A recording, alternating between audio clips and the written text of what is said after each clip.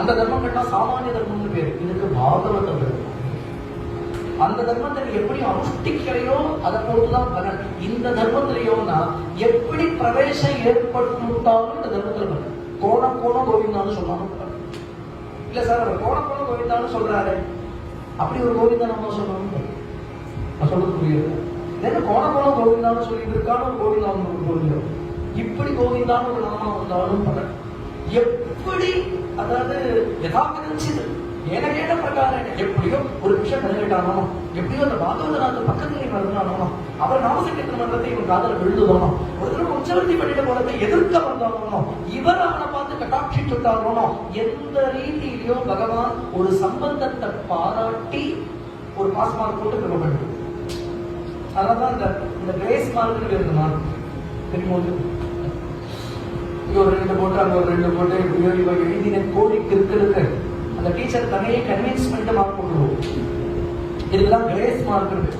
அந்த மார்க்குக்கு இவன் எழுதினதுக்காக இல்லை, அவளுக்கு இவனே ஒரு கிருபை வந்துருக்கு. என்ன கிருபை வந்ததுன்னா, இது பாஷட்டியா கேட்கறதுனாலே கிருபை வந்துச்சு, இது உருப்படாதே அப்படிங்கிறதுனாலே கிருபை வந்துச்சு. அதனால குவாலிபிகேஷன் எதுனா நம்ம உருப்படாம இருக்கிறது. அதனால பகவானுக்கு நம்ம மேல அவ்வளவு கிருபை இருக்கு. ஏன்னா இதுகளை நம்மளா பார்த்து தூக்கி விட்டானா ஒன்றும் ஒரு வழியே கிடையாது.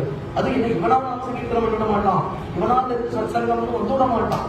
இப்படி போற போக்குல யாரோ விசனம் பண்ணிட்டு போறது என்ன கோவிந்தா இதுகள்லாம் குழப்பு இல்லாம கத்தின்னு இருக்கு அப்படின்னு 2 கோவிந்தா நாம சொல்லுவாரியா, அதுல கூட கிடையாது. This is how grace works. ஏன்னா நமக்கு கரையறவங்கிற ஆசை இருக்கோ இல்லையோ, நம்மள சொத்துக்கணுங்கிற ஆசை அவருக்கு நிறைய இருக்கு. ரொம்ப ஆச்சரியம். It's very untowardly but still it works. அந்த கிருபை வாழணும், நல்லா வாழணும்.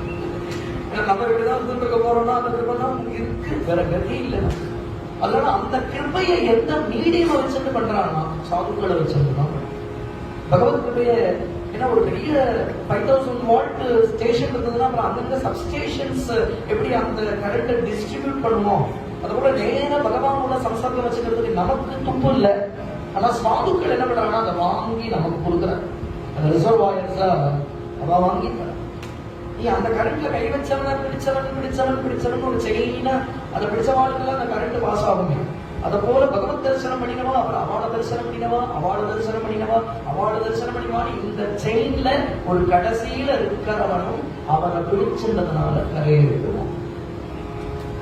ரொம்ப ஆச்சரியமான விஷயம். இதுதான் பாகவதம். இந்த கிருபதான் அவன நம்ம அனுஷ்டானம் இல்லை, அவனோட கிருபை. இதை காண்பிக்க வந்தவாதான் சாதுக்கள். இதைத்தான் பாடுவா, ஆடுவா, கொண்டாடுவா, கழிப்பா. பாகவத தர்மம்னா நாச்சகாவது வைகுண்ட ஜாவே. அதுதான் தியாகராஜர் சொன்னார், இந்த ராஜமார்கண்டாக